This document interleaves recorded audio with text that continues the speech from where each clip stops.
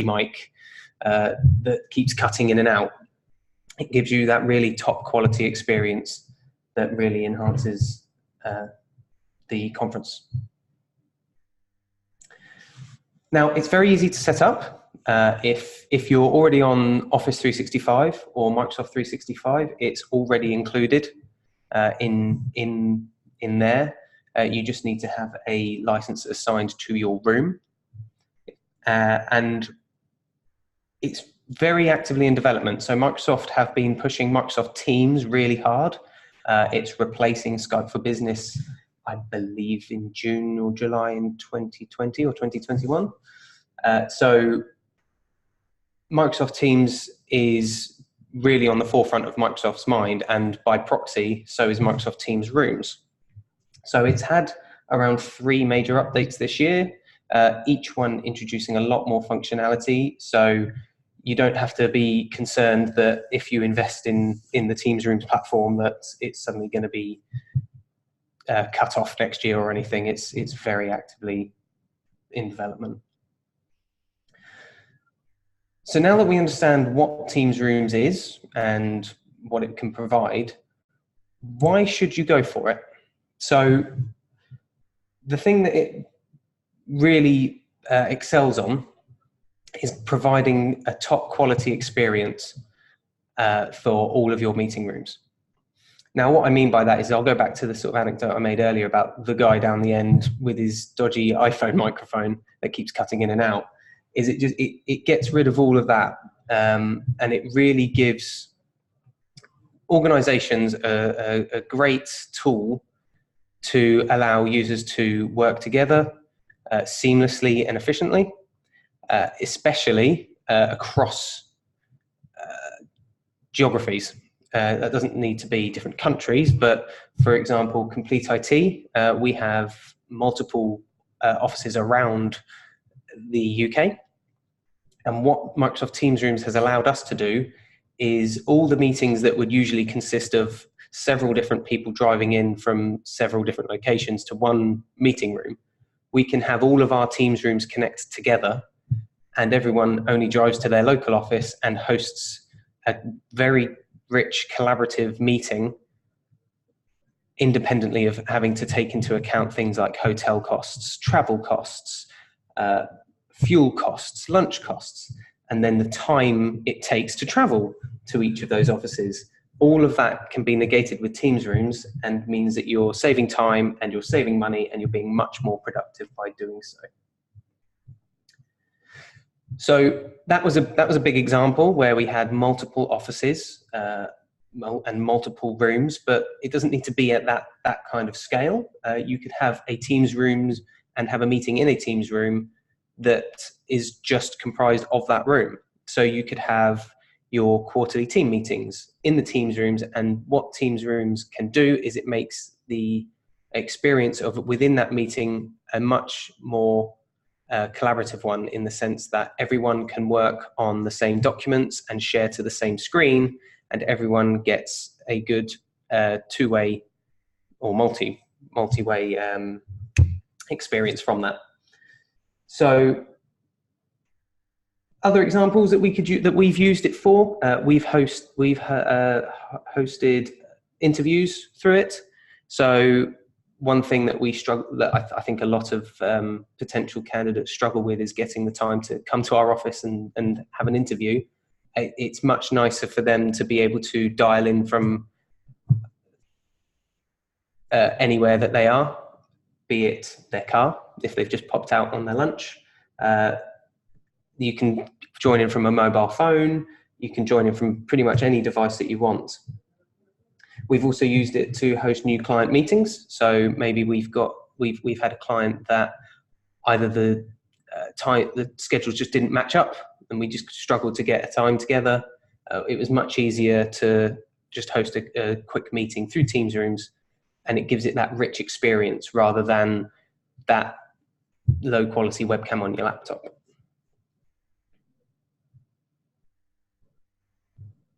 Now, with it being 2019, a big question also comes around security. So Security has never been more critical. And with Teams rooms, with the sharing of files, obviously video feeds, audio, documents, it can be a bit of a concern as to how secure is it? How do I know that someone down the road isn't just sat there watching my video?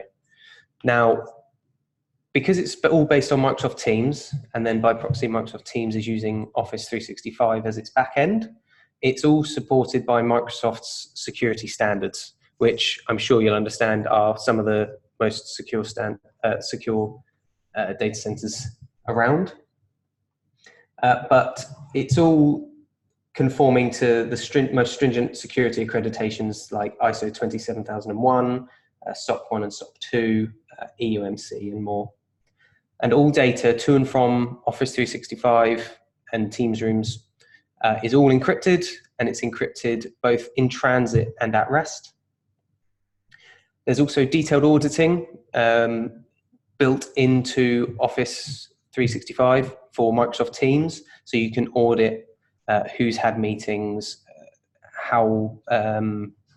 who's attended those meetings, and if those were with external, and what things like what documents have been shared with external partners.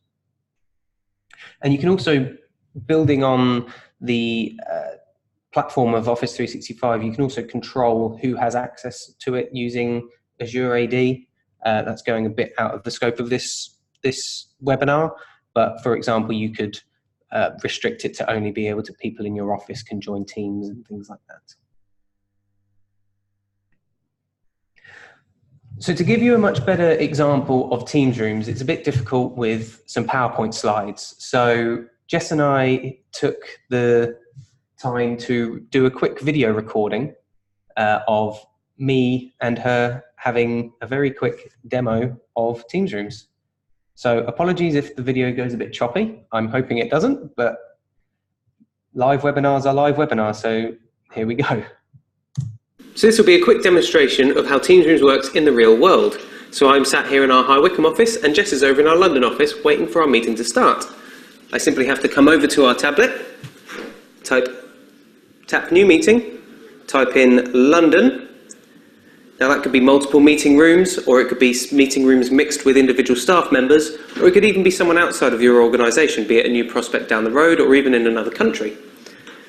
I tap invite, and the tablet in the London office begins ringing.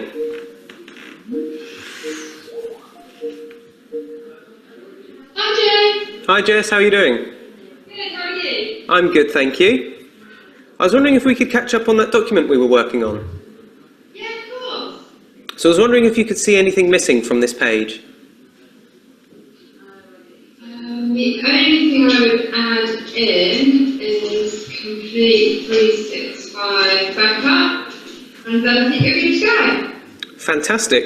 Thanks very much, Jess. Yeah, see you later. Bye. So what you just saw there was Jess and I working on the same document and in real time seeing each other's changes. But with the added power of Teams rooms, we gave that meeting that face-to-face feel, giving it a much more interactive collaboration experience. So although that was just a short demonstration between two people, these meeting rooms could have been packed full of people. It could have been a day-long meeting, and like I said, it could have even been with people abroad or with multiple meeting rooms. The power of Teams rooms is that it's that quick and easy to simply, in about 3 taps, initiate that face-to-face feel. And it doesn't even have to be between meeting rooms. You could just have this meeting room full of people all sharing documents up to the big screen and collaborating together on the same documents, giving that full conference room experience all built into Microsoft Teams. So now I'm going to quickly go through what you need to get your Teams rooms running. So first of all, you need your tablet and your dock. Now this has to be on Microsoft's list of supported hardware, otherwise it will not work. But for here we've gone for a Microsoft Surface Pro 6 with a Logitech Smart Dock. Now that then hooks into our TV. This could be any brand TV. It doesn't have to be a massive touchscreen one like this, although Microsoft will be introducing whiteboard support. So if you do want that kind of feature, you would need a touchscreen TV. And then also you've got the Logitech group system. Now that gives our camera, and then just off camera here, there's also a speaker and microphone set up on the table. And that's what powers the audio-visual experience from a conferencing perspective. So all you need is those 3 main components: your screen, your tablet, and your camera and microphone setup. Then once you've got those, you just need to simply give your meeting room a Microsoft Teams license, and then it's ready to become a Teams room, all baked into Office 365. So hopefully that came through okay. So what you saw there was a quick overview of Teams rooms. I hope that gives you a better idea of what a Teams room is, in that you can actually see it in action. So we're just going to quickly go through what I covered off at the end of that video, which was the hardware. So Microsoft Teams Rooms does require some dedicated hardware, as you saw. So you need the TV, because that is going to be your primary tool for sharing content and viewing video feeds. You then need a tablet, or they call it a console device, which is what will control the room, essentially. So inviting users to the meeting, sharing content from your devices to the console, which will then by proxy go to the TV. And then you also need the AV system, so your camera, speakerphone, and microphone. And then that's all wired together. And what it also then saves by having it in a nice unified fashion is you save on all the cabling. So you're not walking in where you've got 7 different cables because someone's got HDMI, someone's got DisplayPort, someone needs a dongle because they've only got USB-C. You just sit down, no wires, share your content from Teams to your Teams room, and up it goes. Now, all of the hardware has to be on Microsoft's approved list. Microsoft are keeping it very close to making sure that the Teams room experience is a good one. If you try and use equipment that's not on their list, it just won't work. They've been quite solid on it that when you try and provision the kit, it checks the hardware, and if it doesn't match, it just won't log in, which can be a bit tough, but as long as you get approved hardware, it works seamlessly. Now, a new feature that I don't have a demo of, I'm afraid, but one thing that only got announced a week or so ago is they've got the concept of content cameras. Now, what that means is if you haven't got a touchscreen TV, you've just got a standard whiteboard in your meeting room, what you can do is you can point a content camera at it, and your attendees, what it will do is it scans the whiteboard, and as you're writing on the whiteboard, the content camera sort of lays that on top of the video feed. So even if someone walks in front of the whiteboard, that the rest of the room will still be able to see because they can see around the person, but the person on the other end of a Teams meeting can't. It will actually overlay the contents of the whiteboard, and it will save that information into the Microsoft team. So it's taking your physical whiteboard and, in a way, turning it into a digital one, which is really nice. Now, one question I've seen pop up in the chat is we're already using Teams, so what's the difference between this and Teams? And like I said, Teams Rooms is built on Teams, so they are very similar. In fact, you could say Teams Room is just a feature of Teams itself. But what Teams Rooms really gives you is that ability to have a nice, clean conference room with a very rich experience. So, like I said, going back to my example of plugging in your iPhone headphones, or God forbid, using the microphone built into your laptop, it's not going to sound very good. The camera on laptops generally is not very good. And what a Teams Rooms gives you is that very high quality audio visual experience. It gives you the ease of meeting setup. So as you saw in the video, I could just walk up to the tablet, tap on new meeting, and invite another room. And within seconds, there was 2 large meeting rooms in a meeting together. So it just streamlines that conference room experience and gives you a really good AV solution for your conference rooms. So we're going to move on to, we've had a few questions in, so we're going to move on to the Q&A. So what I've got here is what devices are supported by Microsoft. So you did see that, or you heard that I mentioned that there's a list of approved devices. It is changing all the time. So what I would just recommend is speak to your IT provider. They'd be the best to work with you on what equipment is there. And because there's such a large array of equipment, it's kind of like to fit many needs and many budgets. So they'll be the best ones to work with you on what ones you need. Okay.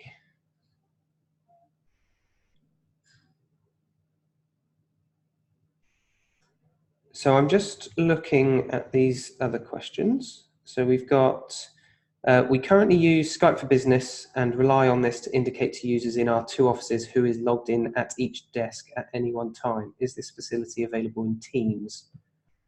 I'm not sure if it would tell you which desk they're logged in at. I know it will show you their availability information, such as available, away, busy, things like that. I don't know if it can, I don't believe it can show which desk they're logged into, however. Okay, got a few more coming in.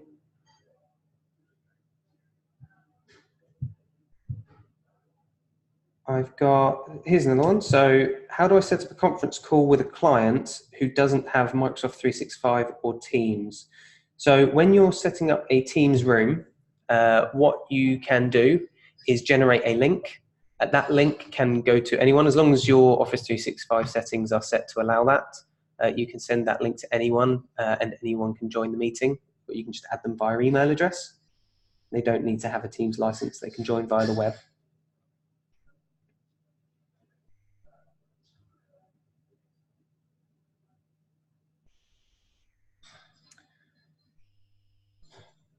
So someone's asked, is there any dial-in functionality for phone-based users? Yes, there is. It requires an additional license for Office 365, but yes, you can have dial-in functionality if that's a requirement of yours.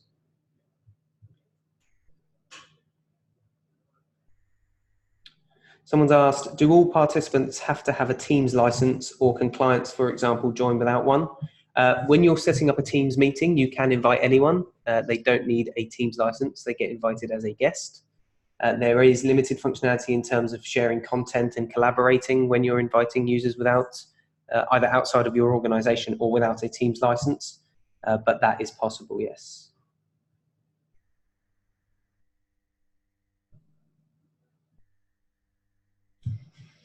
Another question here is, so with Skype for Business, only one needs a laptop with internet connection. With Teams rooms, although the experience may be better, it requires additional hardware. So one cannot have a meeting without another person sharing a document if the participants are based in a hotel room, a cafe, or even in an airport. Is this correct? Apologies if I don't get the question, if I haven't understood the question properly, but with Teams rooms, you can invite individual people. So in my example with the video, we invited 2 rooms, but there was no reason I couldn't have just invited an individual person from that invite screen. And then flip that on its head, one person can invite a room to the meeting, and that's how you would actually book the meeting room as such. And then you would just walk in, your meeting would appear on the tablet, and you can hit join now, and then the meeting room basically spins up, the cameras come live, things like that. But regardless of where you are, as long as you've got an internet connection, sorry, just going back to the question, as long as you've got an internet connection, you can join in from any device, so laptop, tablet, iPhone, iPad, Android, or even just anything with a web browser. You can join a Teams Rooms meeting.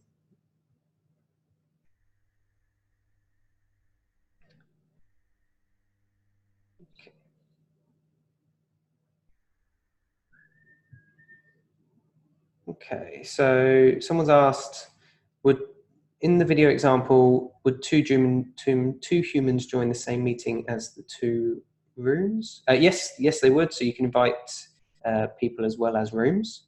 And how is the best way to broadcast open docs on the room screens? So once you're joined into a meeting in Teams and you've got the room invited to the meeting, you can just share your screen or share documents, and they will appear both on everyone who's in the meeting on their screens and also on the big screen. And then you can collaborate on that through 365.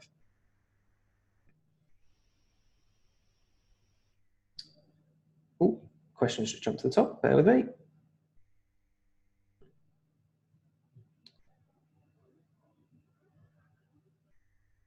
So how does screen sharing or document sharing work if you are using a team room rather than a person-to-person video call? Exactly the same. So the best way to think of it is think of the room as another person. You invite it to a meeting just like you would a person. You can share documents to it just like it was a person. Sounds a bit weird thinking of it as a person, but that's probably the best way of thinking about it.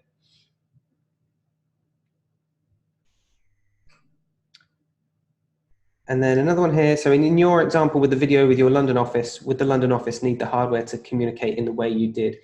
In our example, yes, they had exactly the same hardware that we have in our office here. But there was, I could have called Jess directly. It would have just used her laptop, microphone, and webcam. But of course, with 2 Teams rooms connected together, it gives the rich experience on both ends. So the high quality AV solution on both ends.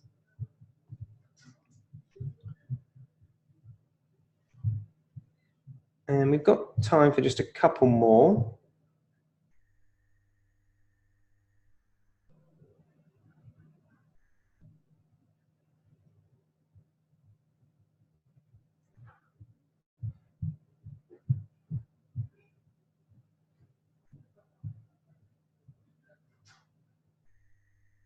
So we've got, what is the minimum license requirement for Teams rooms? So there is a dedicated license for Teams rooms now. I can't remember the exact name of it, but I think it's just called Meeting Room.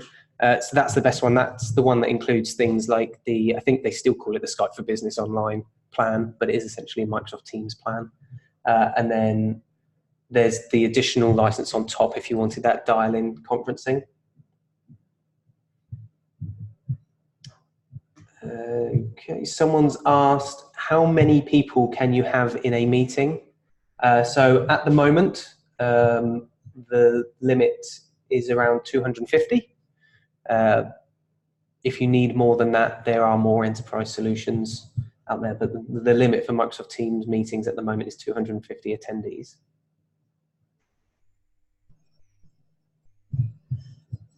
So if we haven't got any more questions coming in, if you have any more questions, please feel free to reach out to either your IT provider, or if you are a client of Complete OTs, please speak to your account manager or technical consultant. They'll be more than happy to help you. So thank you very much for all of you for taking the time to listen to our webinar. Have a great afternoon.